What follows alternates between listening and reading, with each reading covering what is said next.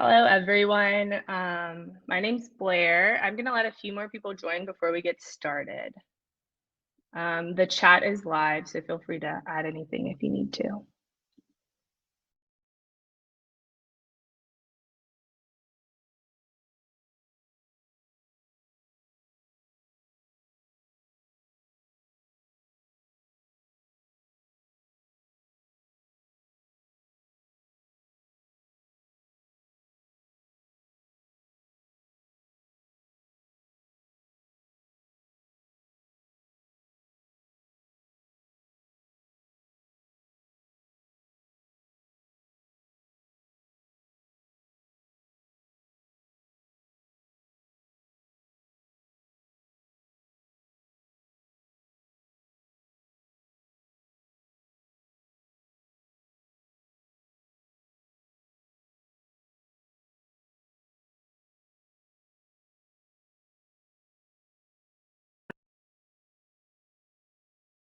People on here, so I'm going to go ahead and get started. I hope everyone is having a great Thursday afternoon.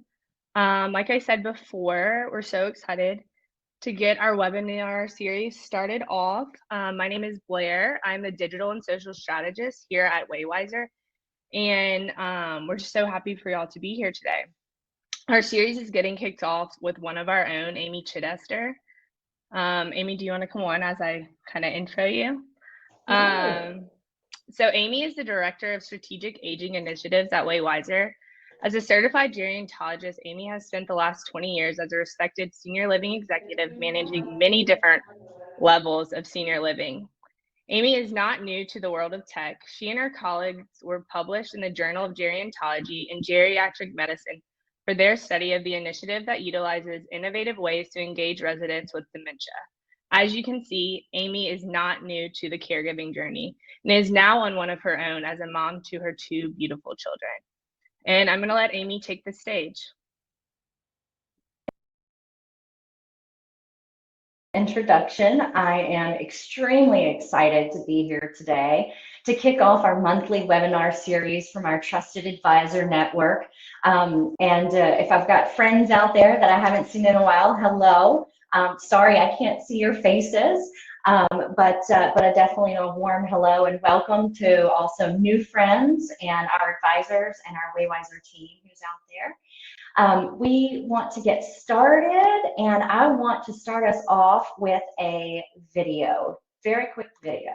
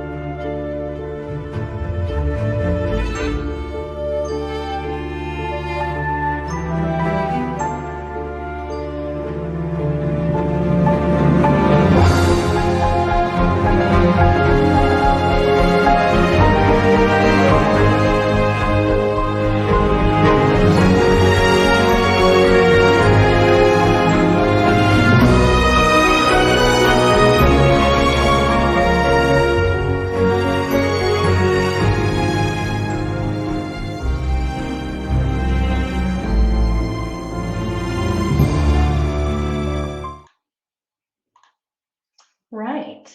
Well, today's title is Everyone is a Caregiver and Why Does It Matter? Just some friendly reminders before we get started, as you all are muted.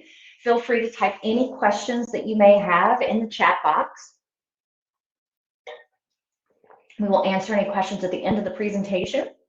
And please be kind, and it is being recorded. You will get the recording emailed to you from the platform after the presentation. So agenda, what are we going to talk about?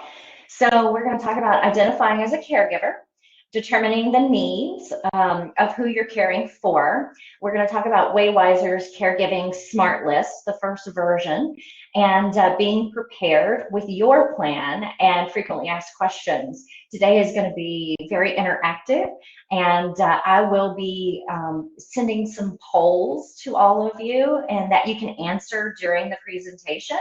And you'll be able to see kind of how everybody is answering on these. And we're going to kind of keep track of some of these things as we go through here, because I'm going to lead you through an example of how to be a caregiver today.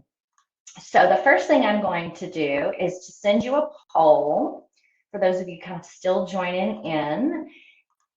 And it should be in the chat now. And so if you could go ahead and answer that, and then we're going to ask the same question a little bit later on. So as you guys are doing that,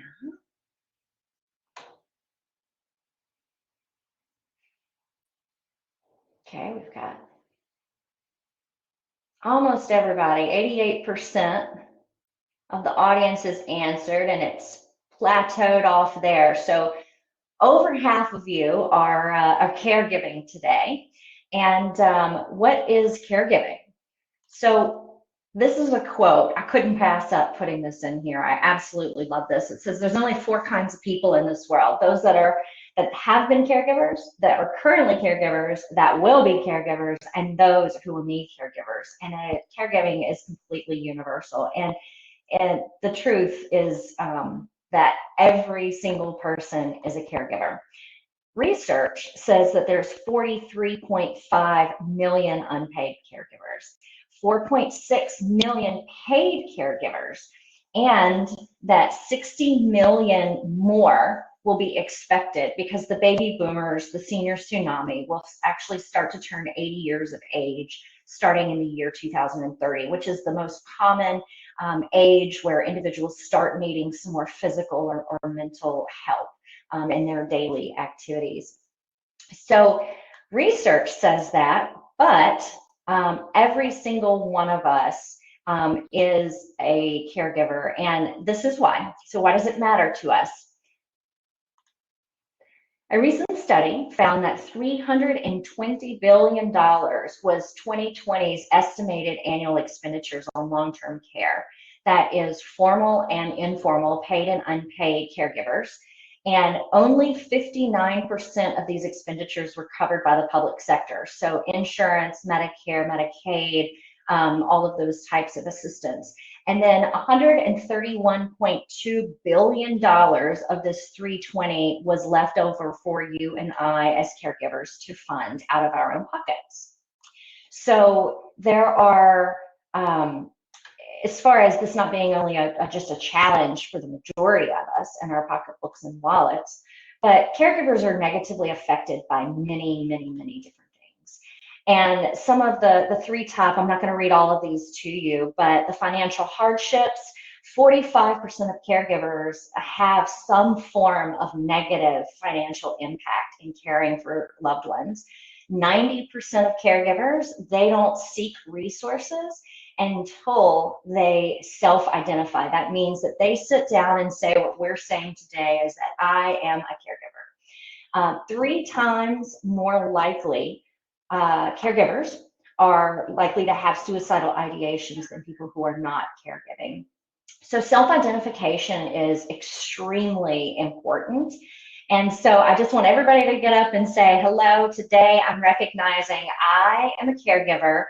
And what we're going to do is talk about why some people might not be able to self-identify. Well, because 1, it's not always obvious. You may be making a phone call once a week to somebody who you just chat with for about 5 minutes. Well, you know what? That's caregiving. If you're walking somebody's dog, that's caregiving. You're cutting somebody's grass. I had an individual in a podcast the other day that I was being interviewed in, and they said, you know, if you're a boss, you're a caregiver. You're caregiving for your employees. You're making sure they are taken care of. So there's all kinds of different caregivers. The most important thing for us to understand is that we are all caregivers, and we'll continue to talk about why that's so important. You don't always have to be positive about it. Might be something you love, might be something you hate. It might be something you love today but hate tomorrow. That's okay. Everybody gets stressed. Everybody needs time to reconnect and have downtime. And so it's okay not to be positive all the time. The care recipient also does not have to be physically impaired or old. The individual could be a caregiver as a mom. A caregiver can be someone of a an animal, a plant. And the individual doesn't have to be old. The individual could have just PTSD from a traumatic event. And no one on the outside knows that you're caregiving for that individual. So it makes it a little particularly hard to self-identify in that situation as well. I heard a story the other day where it was a husband and wife went to the emergency room, and the husband was a veteran that suffered from PTSD, and the wife was asked, well, who is his caregiver? And she said, well, he doesn't have a caregiver. And the social worker said, I think you just answered the question, because I think you are the caregiver and his wife. So that was kind of interesting that she had a self-actualization moment in healthcare. And then no task is too small. That's that's the concept that I was talking about, that you could be doing, just writing a letter to somebody as caregiving. So all of these things, even posting on Facebook in a support group, that's being a caregiver as well. So what I want to do today is, I don't want to talk about all of the challenges. I actually want to start saying, we're just going to go ahead and say we're all caregivers, and how do we start this caregiving journey? We're going to start today. I'm going to lead you through an exercise. It's going to help you feel more prepared to be this caregiver that you are. It's going to help you be confident in your caregiving decisions and plans, and it's going to help you to reduce your stress and anxiety. And who can't use a little bit of that, here in 2022? So let's start with a poll really quickly. And have you started a caregiving plan for yourself or someone else? If you could answer that while we're heading on here to the next slide. And keep answering those, and I'll get back to you just a little bit. And who might you give care for? It could be anybody. It can be a pet, parent, parent-in-law, sibling, anybody. Could be a neighbor, a roommate, even coworkers. This can be anybody, anywhere, anytime, any place.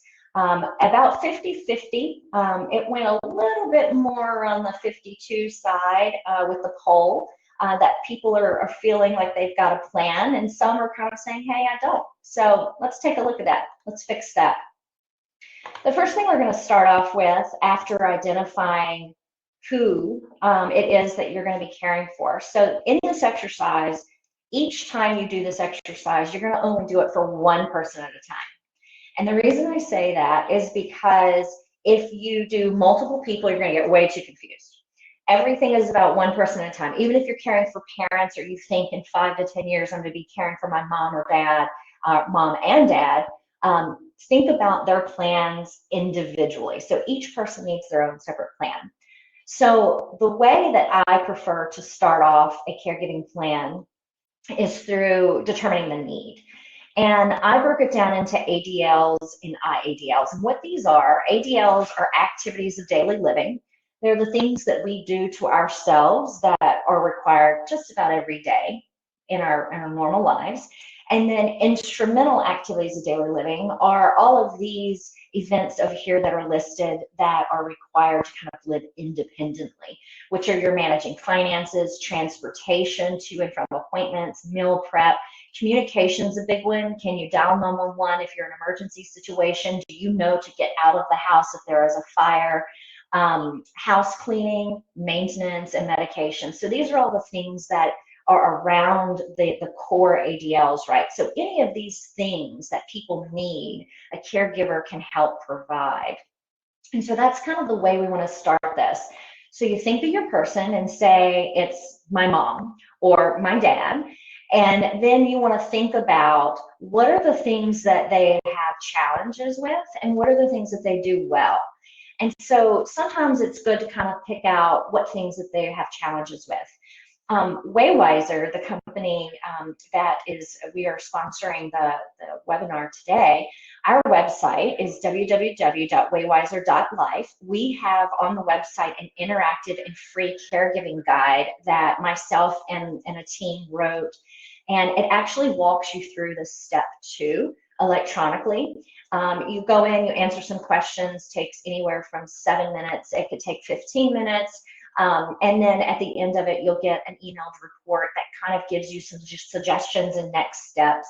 And so that's the first place that I would start in the caregiving journey today, to just try and think of who you're working with, and then determine what do they need and what do I need to be looking at. One of the other resources that helps with this step I wrote for this presentation, and I am going to share it in the chat box currently. We've got, yeah, it evened out at 50-50 for those that have a plan and don't have a plan. So I am going to, let's see, share the smart list, and you will have to download it if you want to take a look at it.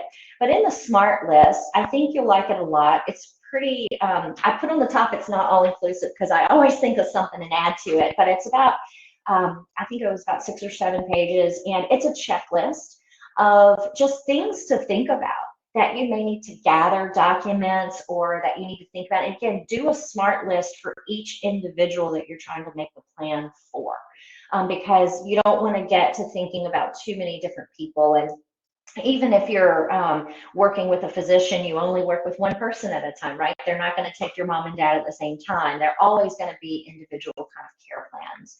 So definitely take a look at that list. I love it. And let me know if you have any questions or if you have anything that you think we need to add to it.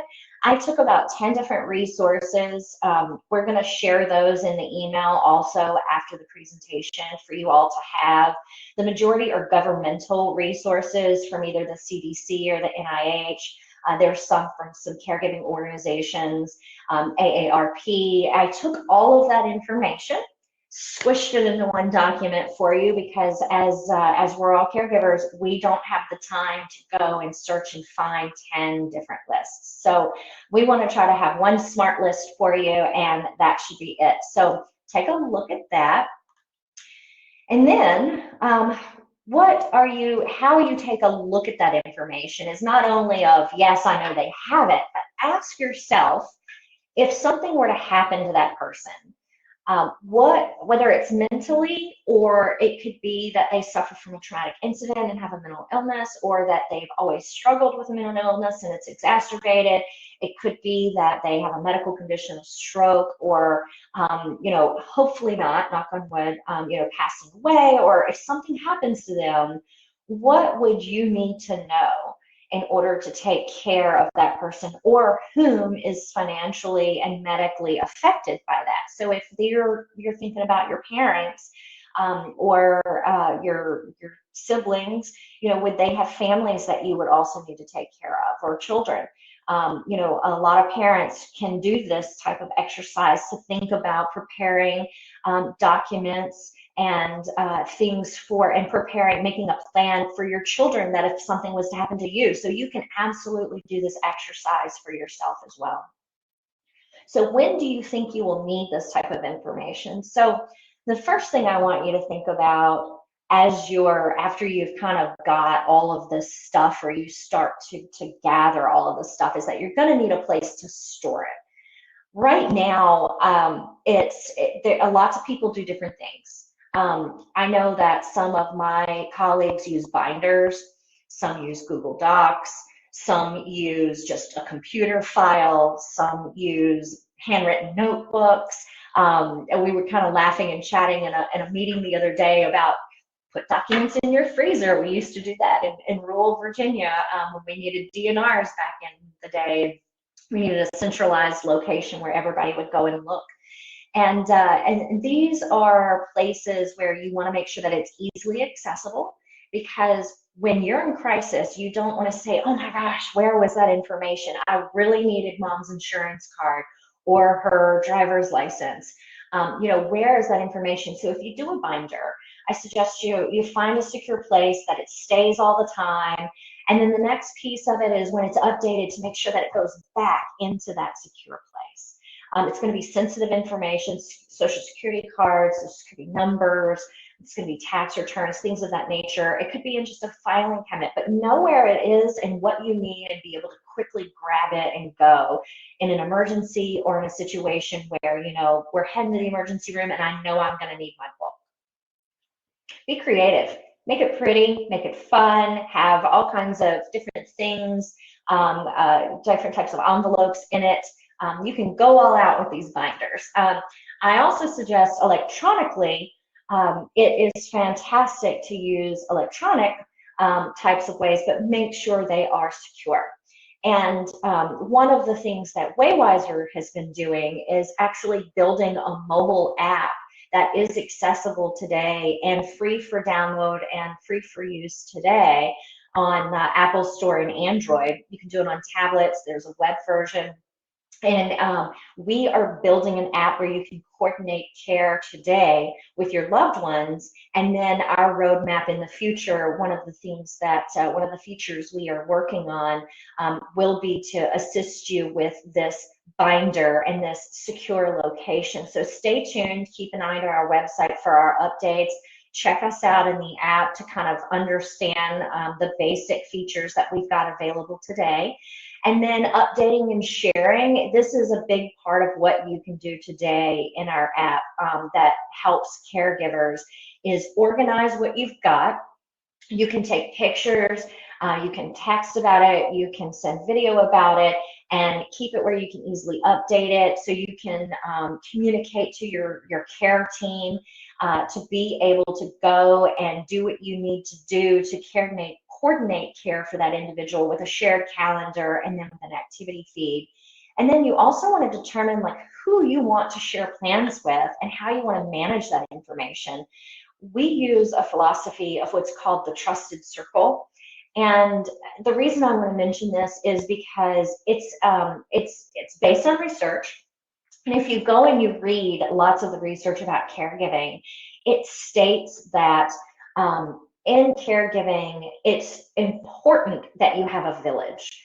Nobody can do this job alone. It's probably going to be the most important and probably the most hard, the hardest thing you've ever done, one of the hardest jobs you've ever done. And so you want to be able to try and have people around you that can help. And again, and maybe these people that are just mowing the grass or helping you or cleaning the house or delivering meals or whatever it may be, have that circle around you. And so in the app, you're able to have that circle. If you don't have a circle today, get one.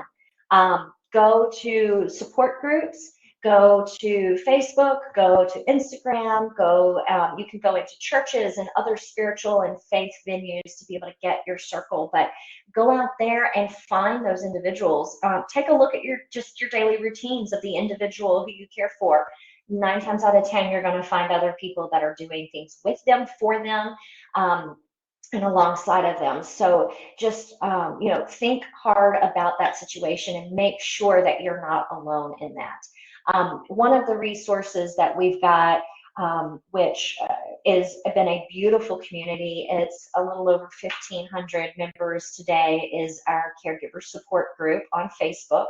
It's called Caregiving is Tough. We will also share that link with you as well at the end for the resources that I'm going to be giving you, that you can go, and it's just an organic community of caregivers at 3 a.m. when you're laying in bed and that caregiver that you've hired to help care for your mom or dad is called out because they're sick with COVID, and you are wondering what in the heck am I going to do? How do I do this? Get on the support group, talk to these other 1,500 caregivers, and they're always willing and able to support you and lift you up. We try to make sure that individuals stay kind and that we don't allow solicitation. This is an organic group for people for venting and really having community around them. So additions, this is a work in progress. This plan is always going to be used. So don't think that if you aren't able to do the entire SMART list, or you can't have this entire binder by the end of this session or today, that you're not done. Start making lists on the side of what you need to add into your caregiving plan later. And then that way, that will help you at least just start. So that way you're not procrastinating, you're not delaying it, waiting to just get all of this information and go. Start today. Start now. Anything you don't have, make a list. Organize things as you go to make sure that you put a placeholder where you want things. Make sure that it's not all packed in just a box. You want to make sure that you have some type of dividers, that you have some type of filing system, something to organize yourself. And then educate yourself. If you don't know a lot about estate planning, go find out some information. There's tons and tons of information, and I will tell you, that's one of the things that at Waywiser we talk a lot about is caregiving is overwhelming, right? There are so many resources out there. Where do you go and who do you listen to? And we've actually, we're working hard on a resource database to help you all, where we're combining some of the top experts in the space in our trusted advisor network. And these individuals are advisors to us and advisors to you all. They're going to be doing some of these webinars once a month. We're going to be sharing content and videos in short, digestible, snippet, actionable things that you can do to help you in your journey. And so I do want to give you another poll here.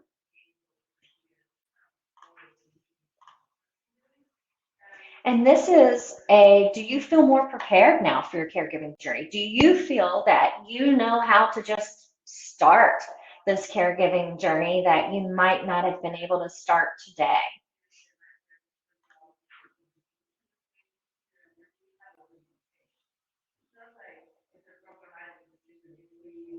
Yay! So we have right now, we've got 95% feeling that you feel more prepared now for your caregiving journey. So I'm super excited. I want to help. We'll be sharing more information on our website as well as our Facebook, Instagram. We're on all of the social media platforms. Today, for the rest of this session, I want to go over some of the top commonly asked questions. We do have an Ask the Expert button on our website that if you ever find yourself pondering something that you really need to figure out a resource for, connect with us, connect with me through that Ask the Expert. Through that Ask the Expert, I get commonly asked questions, so I want to go through some of those today in case you all are interested in hearing some of that information, or if you need to run because you only had a few minutes to jump on, thank you for joining. Commonly asked questions are, can I get paid to be a caregiver? This is a yes or no, yes and no question, I'm sorry, and that is yes. If you're a veteran, absolutely. There's about 4 different programs that your loved one could possibly qualify for. The way to find out that information is through the VA, and you do have to apply for it. In the SMART list, I have a list of, under the basic information of the veterans identification, the DD-214s, the information that you would need in order to apply for these types of benefits. And we've also got the website in our resources that we're going to share with you as well of where to go for that. And we also, there are tax credits to make sure you take advantage of, so that that's kind of an indirect type of payment for caregivers. So make sure you're talking to accountants and taking a look at some of the articles on our website. It's under the Word to the Wise is our resource, our education page, where you can go in and find all sorts of articles. There are also a feed of articles in the app. At the bottom of the app on the home screen. And then also some long-term care insurance policies, not all, but some of them will allow for reimbursements to a loved one to be a caregiver. So take a look at any of your policies that you have. That also can assist. So the second largest question we get is, how do I pay for long-term care? And what do I do if I run out of money? So long-term care is a broad term. Long-term care could be anything from assisted living to nursing home care to skilled nursing. And there's all different kinds of ways to pay for those depending on the situation. But what I'm here to tell you is that there is nothing that is going to 100% pay for custodial care, which is your activities of daily living and really taking care of you 24/7 at an absolute 100%. Other than a Medicaid, which is a qualification of lower assets. There are some options. However, you might not qualify for it right away. You might have to spend down some assets. You may have to take a look at preserving some of your assets with your attorney. But look into Medicaid, and that is for limited resources. Private pay, which means out of pocket. Long-term care insurance policies can help you with the out of pocket costs if you have them. And if you qualify for that, some of them have waiting periods, so take a look at them and know what they are before you kind of go into the journey of long-term care. But also, the biggest thing with Medicare is that Medicare is only going to pay for kind of acute care, kind of short instances. They're not going to pay for your long-term living and long-term care. So yes, they're going to help with the cost, but they're over the long term of things, they're not going to pay for somebody to live 5 or 10 years into a nursing home. And right now they say that the statistics show that anywhere from like 2 to 5 years is what people should expect to kind of interact with the long-term care industry. And what if I run out of money? Well, the major thing that I suggest is talk to your social workers and your administrators and your director of nursing at these communities, and they can help you figure out resources. Let's say you're in an assisted living community. They do have, some of them have options to be able to move to a different apartment that has a different view or a different floor plan or different amenities. They might have different types of care plans that you can purchase the services but not necessarily have to move in. So there's all different kinds of services that exist out there today that you can take a look at what money you've got. Also take a look at the SMART list. It talks about, it's really important to develop a monthly budget. I've got some financial resources in the email that you're going to receive after this as well, a financial worksheet that you can work through in order to come up with your monthly budget, to be able to really take a look at planning for your future as well. So, and then what do I do if I get sick and I'm still giving care to somebody? Oh my gosh, this is a hard one, because as a mom, you know, getting sick and having to mom all day and all night is hard. You know, when the entire family is sick. And I've got some friends who have had COVID, their babies have had COVID. And it's a horrible situation. And I want to say, ask for help. Any small thing. If you have somebody that lives across the country and they can send you a DoorDash meal so you don't have to cook the soup for your kids and your family tonight, ask them to do it. It's not that expensive, it's not that hard, and with today's technology, please ask for the help. The other thing is respite. Long-term care communities and agencies can help with respite for short periods of time to be able to give you a reset button. The other thing I like to tell caregivers is that don't be ashamed, do not have caregiver guilt. Or be shamed about utilizing devices and technology and movies and engagement.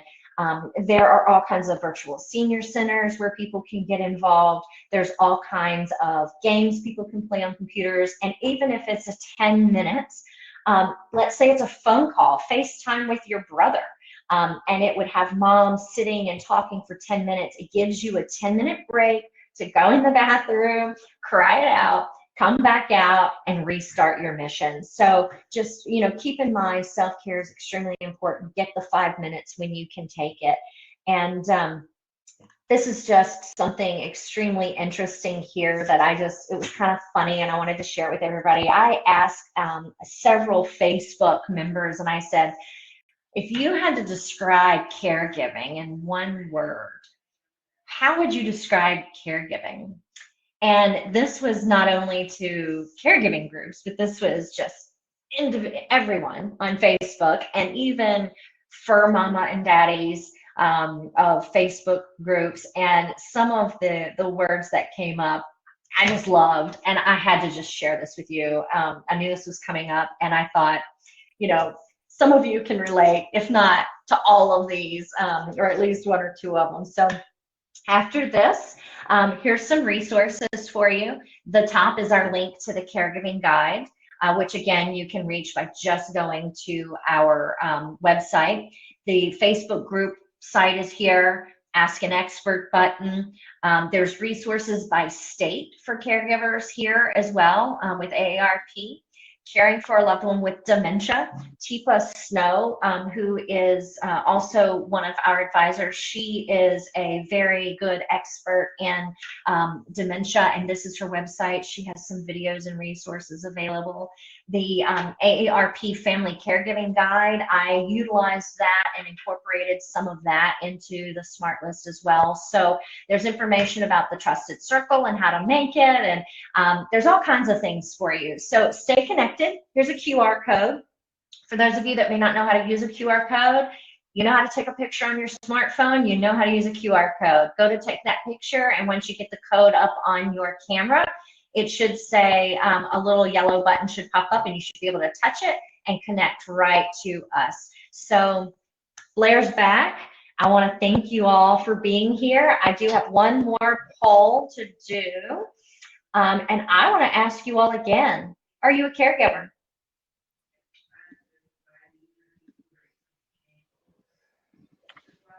Ah, I love it. We're at 100%. Awesome.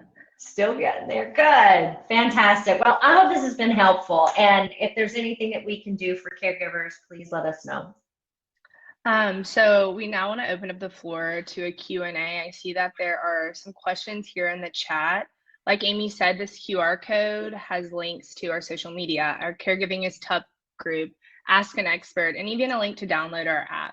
So just this QR code has a lot of resources within itself. And I know Amy also had mentioned we will be sending 2 follow-up emails. The first one will be from Demio, and it'll be a recording of this whole entire presentation, and then another follow-up email with all of the resources. It'll really help you get organized on your caregiving journey. So if you would like to add any questions in here, we can answer them. I'm gonna go ahead and get started for time's sake. So Amy, Ben asked, what do I do if I am all alone to care for my loved one? All right. Well, if you are all alone, get connected. The more connected you are, the more protected you are, the less vulnerable you're going to be. And that is also, it's our philosophy at Waywiser, is that it takes a village. It's not a secret that raising children takes a village.